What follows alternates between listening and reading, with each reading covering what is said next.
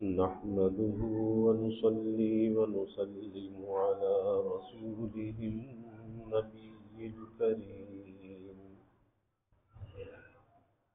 وعلى آله وأصحابه أجمعين.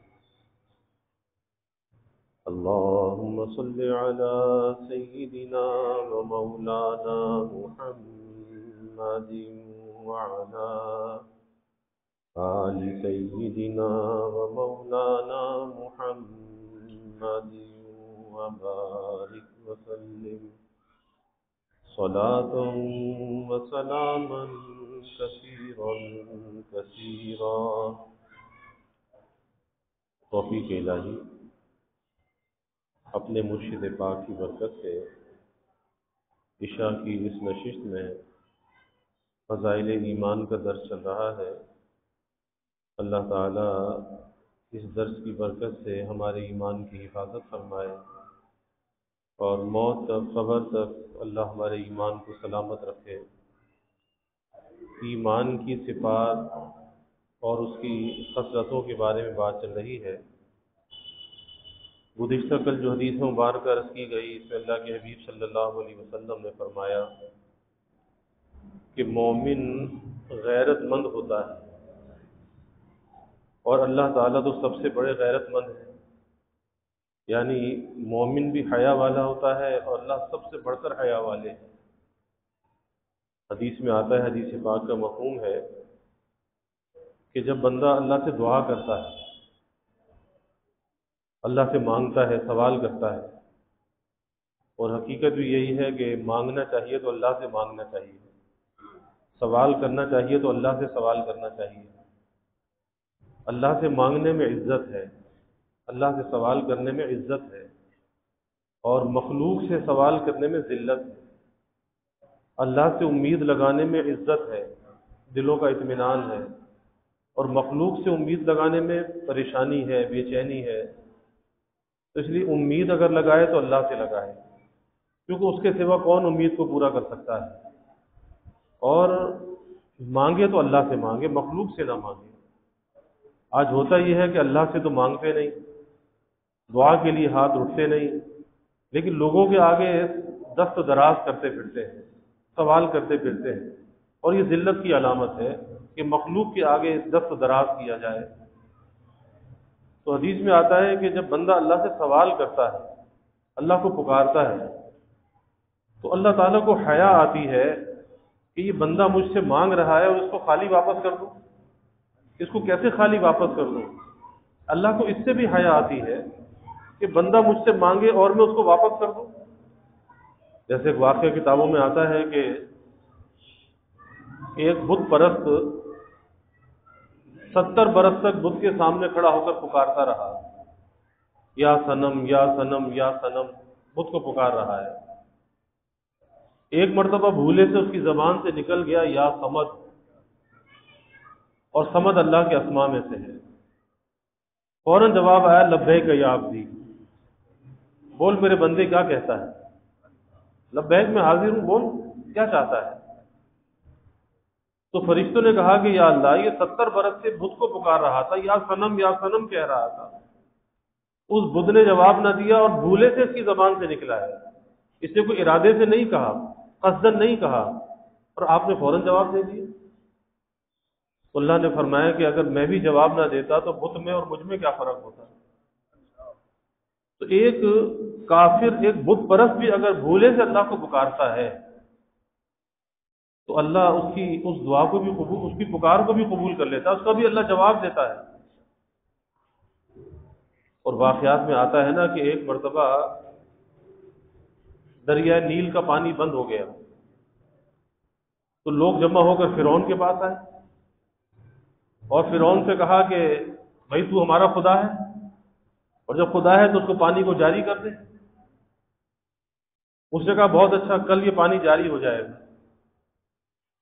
اب جب رات ہوئی, اس نے اپنا سارا وہ شاہی لباس, شاہی خلعت اتاری, ایک عام سا فقیرانہ لباس پہنا, اللہ کے سامنے مانگنے کھڑا ہو گیا اور کہا اللہ تو حقیقت کو جانتا ہے کہ خدا تو ہی ہے, میں بھی جانتا ہوں خدا تو ہے, اب میں تو یہ کہہ بیٹھا کہ کل پانی جاری ہو جائے گا، کتنا بڑا باغی ہے، کتنا بڑا سرکش ہے، اور اللہ سے کہہ رہا ہے کہ یا اللہ ہے تو ہی، بس میں تو کہہ بیٹھا، اب تو اس کو پورا کر سکتا ہے میری بات کو، تیرے سوا میری بات کو کوئی پورا نہیں کر سکتا۔ صبح دریا کا پانی جاری ہو گیا، حالانکہ اللہ چاہتا انسان کے اندر تاثر ہے، اللہ کی ذات تاثر سے پاک ہے، یہ نہ دیکھا کہ یہ تو موقع ہے اس کو رسوا کرنے کا، اس سے تو کہہ دیا کہ جی کل پانی چل پڑے گا، اور کل پانی نہ چلا تو لوگوں میں رسوا ہو جائے گا۔ نہیں، اللہ سے دعا کی، اللہ نے دعا کو قبول کر لیا، جو کہ خدائی کا دعوے دار ہے، انا ربکم الاعلی کہتا ہے، اللہ نے اس کی دعا کو قبول کر لیا۔ اسی طرح سے شیطان، کہ جب اسے کہا گیا کہ آدم کو سجدہ کرو، اس نے انکار کر دیا، انا خیر من، میں ان سے بہتر ہوں، خلقتنی من نار وخلقتہ من طین، کہ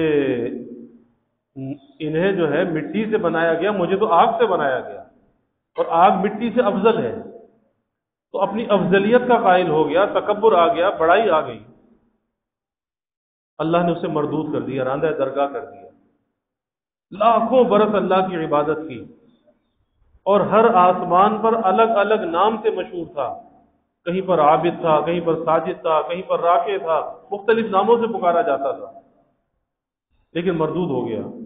اب جب اسے مردود کیا جا رہا ہے تو حالت غضب ہے، اللہ کا غضب ہے، اللہ کا غصہ ہے، اسے نکالا جا رہا ہے، لیکن اس حالت میں بھی اسے پتا تھا کہ میں اللہ سے مانگوں گا تو اللہ میری دعا کو ضرور قبول کرے گا۔ اس حالت میں اللہ سے مانگ رہا ہے، کیا مانگ رہا ہے؟ مہلت مانگ رہا ہے۔ کب تک کی مہلت؟ قیامت تک کی مہلت مانگ رہا ہے، اور اس حالت غضب میں اللہ تعالیٰ اس شیطان کی دعا کو قبول فرما رہے ہیں، اس حالت غضب میں اللہ تعالیٰ اسے مہلت دے رہے ہیں کہ جا تجھے قیامت تک کے لیے مہلت دی۔ تو جب اللہ ایک بت پرست کی بھی سنتا ہے، اللہ شیطان کی بھی سنتا ہے، اللہ نے فرعون کی بھی سنی، تو ایمان والا بندہ یقین سے اللہ سے مانگے، اللہ اس کی نہیں سنے گا، جبکہ اللہ کے حبیب صلی اللہ علیہ وسلم فرماتے ہیں اللہ کو حیا آتی ہے کہ کیسے اس بندے کے سوال کو رد کر دیا جائے، یہ تو امید کے ساتھ میرے دربار میں آیا ہے نا، یہ تو یقین کے ساتھ دربار میں آیا ہے، کہ دنیا کے بادشاہوں کے دربار میں بھی کوئی جاتا ہے تو بادشاہ اسے ضرور نوازتا ہے، بادشاہ خالی نہیں بھیجتا، کیونکہ بادشاہت کی روایات میں سے یہ بات ہوتی ہے، آیا ہے تو خالی واپس نہیں جائے۔ تو پھر اللہ تو بادشاہوں کا بادشاہ ہے، قصور کہاں پر ہے؟ قصور ہمارے مانگنے کے اندر ہے، کہ جس طرح سے مانگنا چاہیے ویسے ہم نہیں مانگتے، اور جو دعا کی قبولیت کا معیار ہم نے سمجھ رکھا ہے، اگر اس معیار پر ہمیں دعا کی قبولیت نظر نہیں آتی، ہم دعا مانگنا چھوڑ دیتے ہیں۔ ہم کہتے ہیں ہم نے تو جی 10,000 روپے مانگے تھے، ہمیں تو ملے نہیں، تو پھر دعا قبول نہیں ہوئی، اور جب قبول نہیں ہوئی تو بیکار ہے، مانگنا چھوڑ دینا چاہیے، کیا فائدہ؟ کسی مخلوق کے پاس جانا چاہیے، کسی اور سے سوال کرنا چاہیے، اللہ نے تو نہیں دعا قبول کی۔ ارے بھائی، یہ سب سے بڑی بات یہ ہے، مانگنے کی توفیق مل گئی، یہ تو بہت بڑی بات ہے کہ اس کے دربار تک رسائی ہو گئی، مانگنے کی توفیق مل گئی۔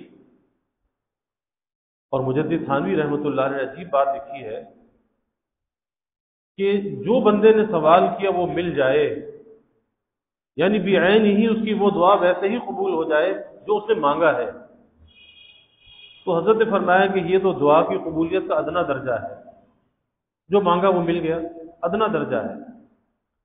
دعا کی قبولیت کا اعلیٰ درجہ یہ ہے کہ مانگنے والے کی طرف اللہ کی توجہ خاص ہو جاتی ہے، توجہ خاص ہو جاتی ہے، اور اس توجہ خاص کا اثر یہ ہوتا ہے کہ مانگنے کے بعد دل میں اطمینان آ جاتا ہے کہ میں نے اپنا سوال، اپنی حاجت اپنے مولا کے سامنے پیش کر دی، وہی حاجت روا ہے، وہی مشکل کشا ہے، اب وہ جو چاہے فیصلہ کرے۔ اس لیے دعا مانگنے کے بعد اس کا نتیجہ بھی اللہ کو سونپ دینا چاہیے، یہاں بھی تفویض کی ضرورت ہے، سونپ دینا چاہیے۔ یہ ذہن میں رکھنا کہ جو مانگا وہی مل جائے، نہیں، بیٹا باپ سے مانگتا ہے نا، اور اگر کوئی ایسی چیز مانگتا ہے باپ سمجھتا ہے کہ یہ نقصان والی ہے، تو باپ وہ چیز بیٹے کو نہیں دیتا، اس کا کیا مطلب باپ کو بیٹے سے پیار نہیں ہے؟ ارے پیار ہے جبھی تو نہیں دے رہا، پیار ہے جبھی تو نہیں دے رہا کہ یہ چیز اسے نقصان پہنچائے گی۔ تو اسی طرح بندہ، اس کی کتنی عقل ہے، کیا اس کی عقل ہے، کیا اس کی صلاحیت ہے، کیا اس کی قابلیت ہے، تو کبھی ایسی چیز مانگ بیٹھتا ہے جو اس کے لیے نقصان والی ہوتی ہے۔ جیسے بچہ ضد کرتا ہے کہ چار آنے والی کلفی دلا دو، اب باپ کہتا ہے یہ چار آنے والی کلفی لے کر تو اس کا نقصان ہو جائے گا نا، اس کے تو گلے خراب ہوں گے، اس کو بخار ہوگا، بیمار ہو جائے گا۔ تو باپ کہتا ہے بیٹا یہ کلفی نہ لے، یہ 100 روپے رکھ لے۔ اب بچے کی تو ضد ہے کہ مجھے تو کلفی ملنی چاہیے۔ تو باپ خیر خواہ ہے، اس کو نقصان سے بچا رہا ہے۔ تو اسی طرح اللہ اپنے بندے کا اس سے زیادہ کہیں خیر خواہ ہے، اللہ بھی اپنے بندے کو نقصان سے بچاتا ہے۔ بعض دفعہ بندہ ایسی چیز کا سوال کرتا ہے کہ جس میں بندے کو اپنا نفع نظر آتا ہے، فائدہ نظر آتا ہے، اللہ جانتا ہے کہ اس میں نقصان ہے، اللہ جانتا ہے، ان کے علم ازلی ابدی میں ہے کہ یہ اس کے لیے نقصان دہ ہے، اللہ اس سے بچا لیتا ہے۔ یہ روتا ہے کہ جی مجھے تو نہیں ملا، میں نے تو مانگا تھا، میری تو دعا قبول نہیں ہوئی، اور پھر تسلی بھی کتنی بڑی کر دی کہ بھائی دعا تو قبول ہے، ہر حال میں قبول ہے۔ اور دعا ایسا عمل ہے، مجدد تھانوی رحمۃ اللہ علیہ فرماتے تھے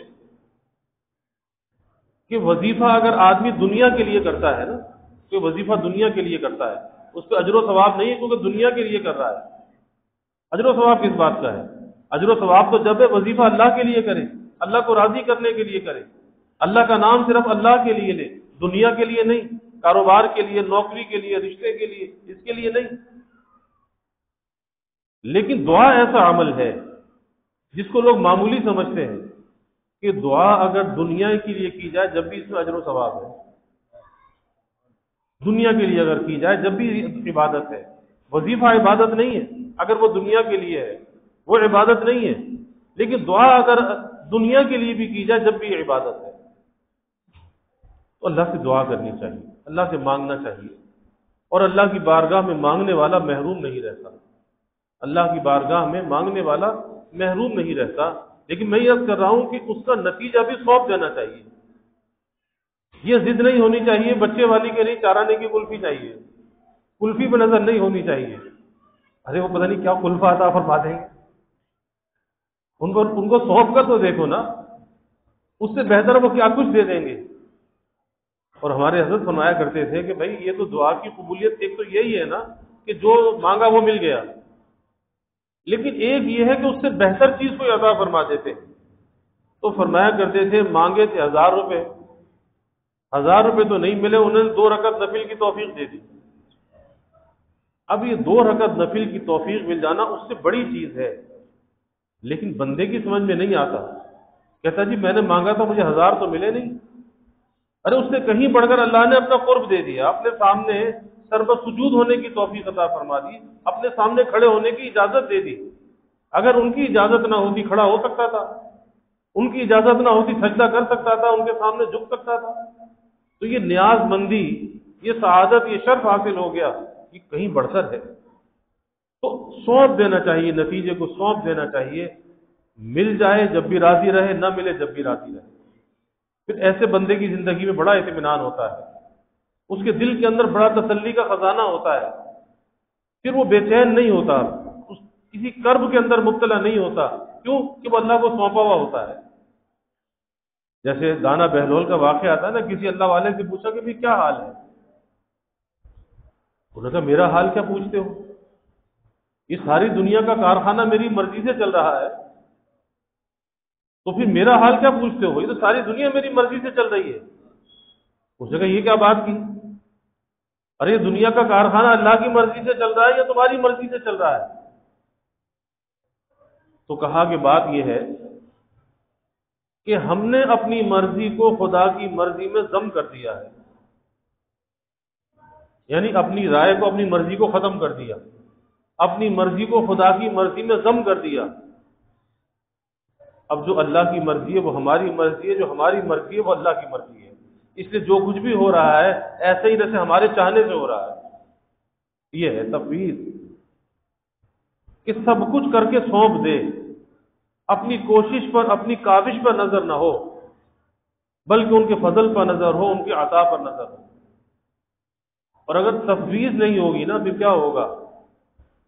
پھر نظر ہوگی اپنے اوپر اور دعویٰ ہوگا کہ جی میری قابلیت، میری صلاحیت، میری محنت، میری قوت بازو کا کمال، پھر میں ہی میں ہوگی۔ اور جب میں آئے گی، اپنے اوپر نظر جائے گی تو شکر نہیں ہوگا، اور جب شکر نہیں ہوگا تو پھر نعمت کی ناقدری ہوگی، اور جب نعمت کی ناقدری ہوگی تو آزمائش اور امتحان آ جائے گا، وہ نعمت آزمائش بن جائے گی۔ اس نعمت کی آزمائش سے بچنے کا راستہ بھی یہی ہے، اپنے اوپر نظر نہ ہو، اللہ کی عطا پہ نظر ہو، اور دل کی گہرائیوں سے اللہ کا شکر گزار ہو کہ اللہ تیرا شکر ہے، تو نے فضل فرمایا۔ تو مانگنا جو ہے نا، یہ بہت بڑا عمل ہے، مانگنا۔ بات اس پر چل رہی ہے کہ اللہ سب سے زیادہ غیرت والے ہیں، تو اللہ کو اس سے بھی غیرت آتی ہے کہ بندہ مانگے اور اس کو خالی واپس کر دیا جائے۔ حدیث میں آتا ہے نا، بندہ زمین پہ بیٹھا ہوا ہے، اس کے ہاتھ اٹھے ہوئے ہیں، تو یہ ہاتھ بظاہر یہ زمین پر ہے، لیکن فرمایا کہ عرش پر جھولے دار رسیاں ہیں، یہ مانگ فرش پر رہا ہے، اس کے ہاتھ عرش کی جھولے دار رسیوں کے اندر ہے۔ یعنی کتنا اس کو قرب حاصل ہے مانگنے کی حالت میں کہ یہ فرش پر ہے اور اس کے ہاتھ عرش پر ہیں، کتنا یہ اللہ کے نزدیک ہے۔ تو اللہ سے مانگنا چاہیے۔ اور پھر دینے کے اعتبار سے حدیث میں آتا ہے نا کہ نمک کی ڈلی چاہیے تو ان سے مانگو، اور جوتی کا تسمہ ٹوٹ جائے تو ان سے مانگو۔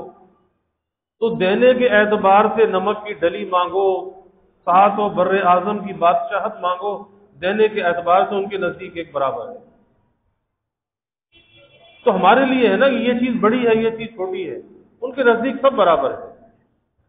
اور وہ جو کچھ عطا کرتے ہیں، کبھی یہ نہیں سوچنا چاہیے کہ وہ ہماری کسی قابلیت کی وجہ سے عطا کرتے ہیں، ہماری کسی تعلیم کی وجہ سے، ہماری عبادت سے متاثر ہو کر، ہمارے وظیفے سے متاثر ہو کر وہ کچھ دیتے ہیں، نہیں، اپنے فضل سے دیتے ہیں، اپنے فضل سے دیتے ہیں۔ کبھی اس پر نظر نہیں ہونی چاہیے کہ میری عبادت سے یا میری کسی وظیفے سے متاثر ہو کر کچھ ملا، نہیں، اللہ کی ذات تاثر سے پاک ہے۔ جو کچھ ملتا ہے ان کا فضل ہوتا ہے، عطا، جود و سخا ہوتا ہے۔ حکیم الامت حضرت تھانوی رحمۃ اللہ علیہ نے ایک واقعہ بیان کیا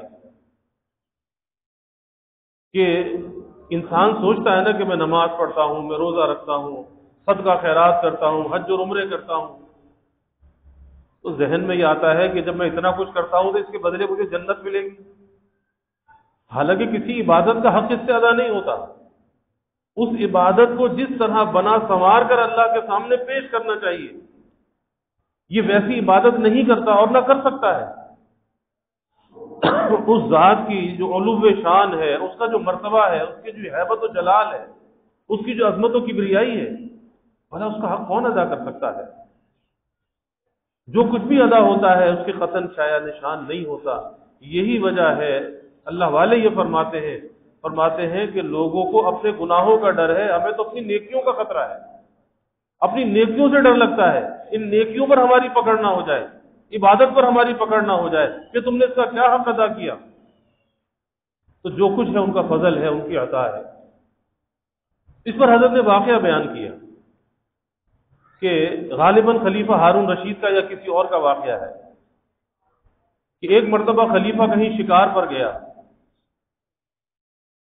تو ایک دیہاتی تھا، اس نے خدمت کی بادشاہ کی، بادشاہ کا دل خوش ہوا، بادشاہ نے کوئی نشانی دی کہ بھائی کبھی بغداد شہر میں آنا تو ہمارے محل پہ آ جانا، کوئی ضرورت ہو، کوئی پریشانی ہو تو آ جانا۔ ایک مرتبہ قحط پڑ گیا، خشک سالی قحط۔ اب اس نے کہا کہ چلو بادشاہ نے کہا تھا آ جانا، تو بادشاہ کے پاس جانا چاہیے، اس سے مدد لینی چاہیے۔ تو سوچا کہ جب بادشاہ کے دربار میں جا رہا ہوں تو بادشاہ کے لیے کوئی تحفہ بھی تو ہونا چاہیے۔ تو اس نے سوچا تحفہ کیا لے کر جائے، کہا کہ آج کل تو قحط سالی ہے، پانی کی قلت ہے، تو بادشاہ کے لیے پانی بھر کے لے جانا چاہیے، وہاں بھی پانی کی قلت ہوگی، پانی پینے کا نہیں ہوگا۔ تو دیہات میں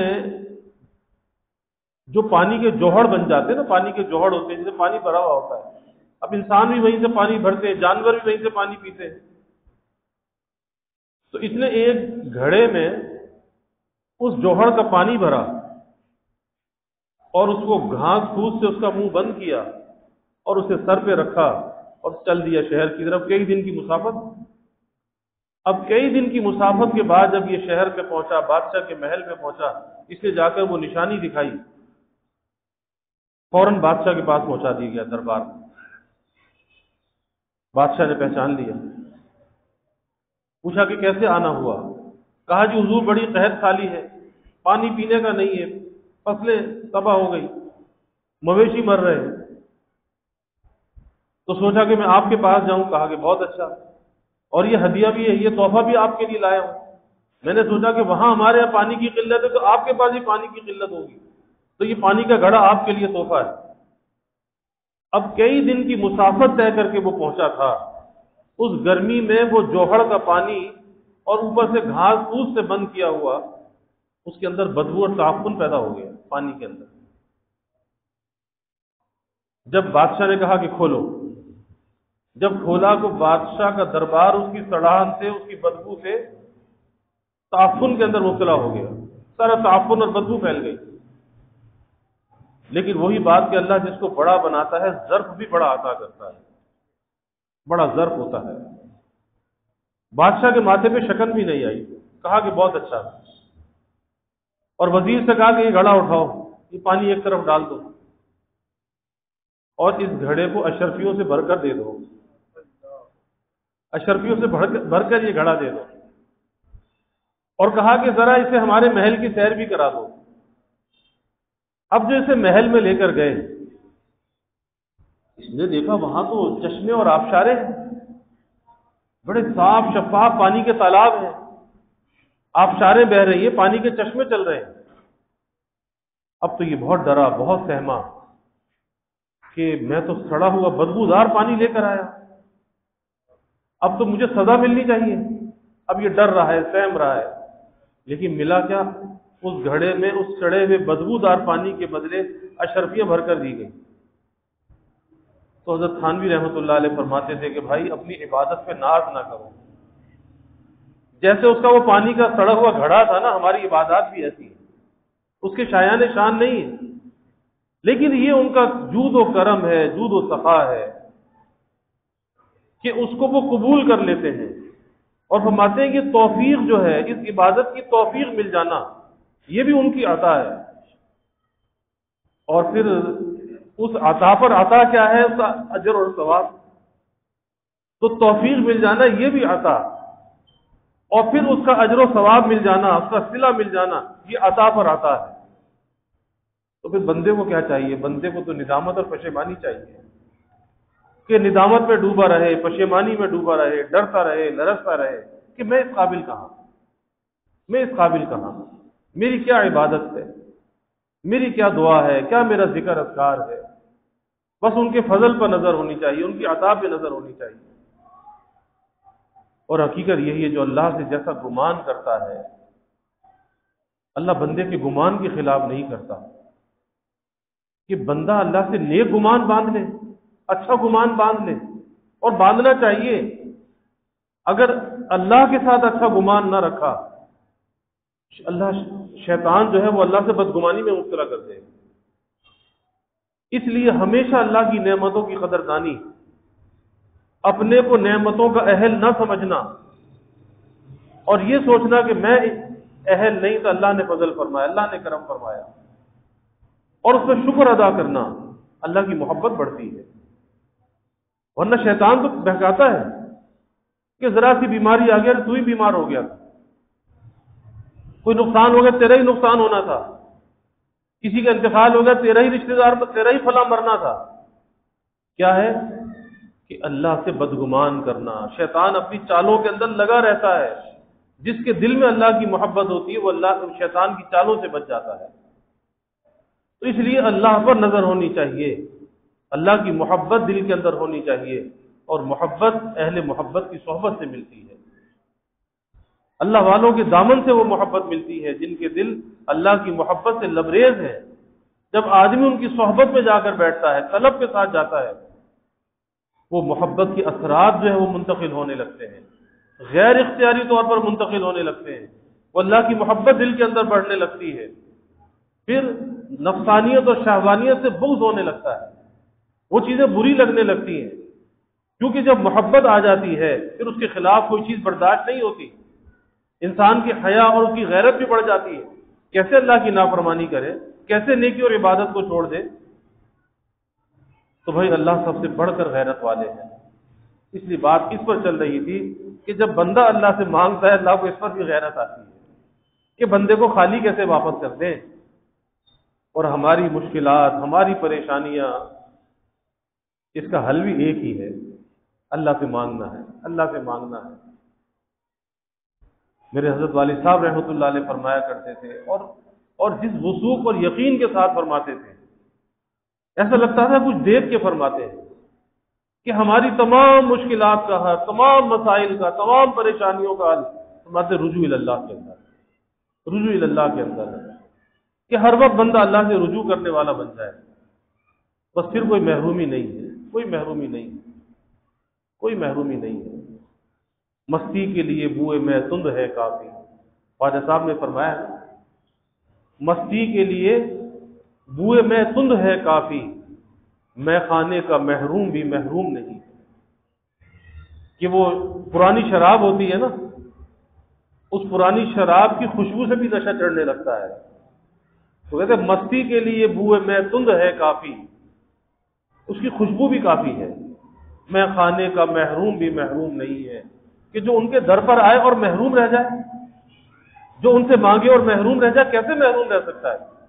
کبھی بھی محروم نہیں رہ سکتا، اور اگر محروم ہے تو اپنے مانگنے میں کمی ہے، اپنے یقین کے اندر کمی ہے، کبھی اللہ سے بدگمان نہیں ہونا چاہیے، اپنے کو قصوروار سمجھنا چاہیے کہ جیسا مانگنا چاہیے ویسا نہیں مانگتا، جیسا یقین ہونا چاہیے ویسا یقین نہیں ہے، تو کمی میرے اندر ہے، اس کی عطا کے اندر کوئی کمی نہیں ہے۔ اللہ ہمیں وہ یقین عطا فرما دے، مانگنے والا بنا دے، رجوع ہونے والا اللہ ہمیں بنا دے۔ وآخر دعوانا الحمد للہ رب العالمین، والعاقبۃ للمتقین، والصلاة والسلام علی اشرف الانبیاء والمرسلین، اللہم صل علی سیدنا و مولانا محمد وعلی آل سیدنا و مولانا محمد وبارک وسلم۔ ربنا آتنا فی الدنیا حسنہ وفی الآخرۃ حسنہ وقنا عذاب النار۔ ربنا اتمم لنا نورنا واغفر لنا انک علی کل شیء قدیر۔ اللہم اعنا علی ذکرک وشکرک وحسن عبادتک۔ اللہم انا نستعینک علی طاعتک۔ اللہم وفقنا لما تحب وترضى من القول والعمل والفعل والنیت والہدى انک علی کل شیء قدیر۔ اللہم ارزقنا حبک وحب حبیبک صلی اللہ علیہ وسلم۔ اللہم ارزقنا شہادة فی سبیلک واجعل موتنا ببلد رسولک۔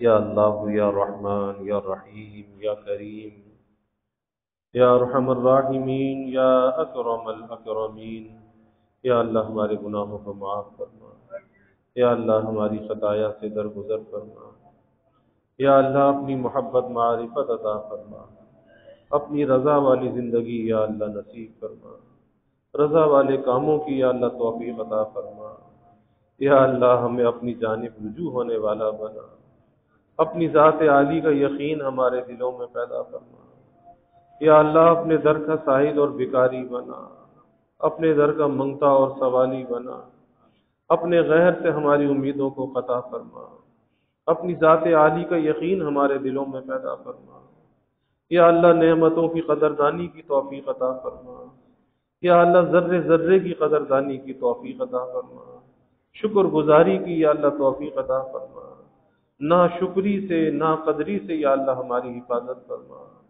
ہر قسم کے ابتلا سے آزمائش سے یا اللہ ہماری حفاظت فرما، یا اللہ سب کے دلوں کے نیک ارادوں کو تمناؤں کو از غیب پورا فرما، یا اللہ کبھی کسی کو مخلوق کا محتاج نہ بنا، اولاد کا محتاج نہ بنا، استاذ فجار کا دستے نگر نہ بنا۔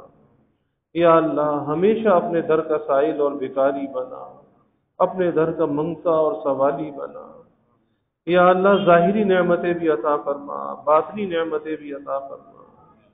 یا اللہ ہر قسمی نعمتوں کی حفاظت فرما، نعمتوں میں برکت اور ترقی عطا فرما۔ جو ہماری عمر بڑھتی جائے ہماری نعمتوں کو بڑھاتے جانا، ہماری نیکیوں کو بڑھاتے جانا۔ یا اللہ ہمارے ایمان کو بڑھاتے جانا۔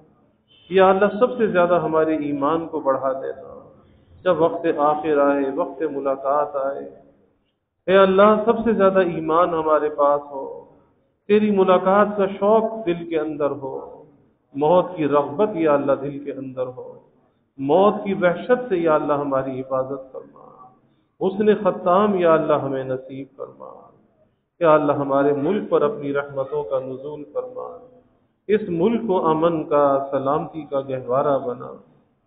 یا اللہ ہر قسمی بد امنی، بے چینی، بے سکونی کو دور فرما، دشمنان اسلام کی جو بھی سازشیں ہیں ناکام بنا، ہر قسم کے انتشار سے، افتراق سے اس ملک کی حفاظت فرما، اس ملک میں رہنے والوں کی حفاظت فرما۔ یا اللہ مہنگائی کے، گرانی کے عذاب سے نجات عطا فرما، سب کے گزر بسر کو آسان فرما، سب کے سفید پوشی کے بھرم کو قائم فرما، کسی کو مخلوق کے آگے رسوا نہ فرما، مخلوق کے آگے سوال کی ذلت سے بچا۔ یا اللہ عزت آبرو والی زندگی عطا فرما، ستاری والی زندگی عطا فرما، نہ یہاں رسوا فرما نہ وہاں رسوا فرما۔ یا اللہ اپنی تائید اور نصرت کو شامل حال فرما، بے یار و مددگار نہ فرما، سب کے گھروں میں خوشیاں عطا فرما، راحتیں، برکتیں عطا فرما۔ یا اللہ گھروں کے ماحول کو جنت کا نمونہ بنا، آپس میں محبت الفت پیدا فرما، نفرت کو، عداوت کو یا اللہ دور فرما، سب کی اولادوں کو یا اللہ نیک صالح بنا، آنکھوں کی ٹھنڈک بنا، والدین کے لیے راحت کا ذریعہ بنا، اولاد کا مستقبل یا اللہ تابناک بنا، والدین کو اولاد کی خوشیاں دیکھنا نصیب فرما۔ یا اللہ جو بے نکاح بچے بچیاں بیٹھے ہیں ان کے لیے نباہ والے جوڑ کے رشتے عطا فرما، تمام والدین کو اس فریضے سے سبکدوش فرما، والدین کی آنکھوں کو ٹھنڈک اور راحت عطا فرما۔ یا اللہ ہماری اس مسجد کی توسیع و تعمیر کے مرحلے کو آسان فرما، یا اللہ اس کی ہر ضرورت کو از غیب پورا فرما۔ یا اللہ تیری رضا کے لیے ہے، تیرے ہی بھروسے پر ہے، یا اللہ تو ہی اس کے لیے کافی ہو جا، اس کی ہر ضرورت کا کفیل بن جا۔ یا اللہ اس کے مستقبل کے یا اللہ جو بھی اس کے پلان ہے یا اللہ مقاصد ہے اس میں کامیاب فرما۔ یا اللہ اس کے جو معاونین ہیں یا اللہ اپنے پاس سے بہترین جزا عطا فرما، ہمیشہ یا اللہ دارین کی نعمت عطا فرما، شاد و آباد فرما، ہر قسم کے موانع سے، رکاوٹوں سے یا اللہ حفاظت فرما۔ یا اللہ اپنی رحمتوں کا، برکتوں کا، راحتوں کا نزول فرما، زحمتوں کو یا اللہ دور فرما۔ یا اللہ ہمیں عافیت دارین عطا فرما، عافیت دائمہ عطا فرما۔ ربنا تقبل منا انك انت السميع العليم وتب علينا انك انت التواب الرحيم وجزا الله عنا محمدا صلى الله عليه وسلم ما هو أهله وصلى الله تعالى وسلم على النبي الكريم آمين برحمته۔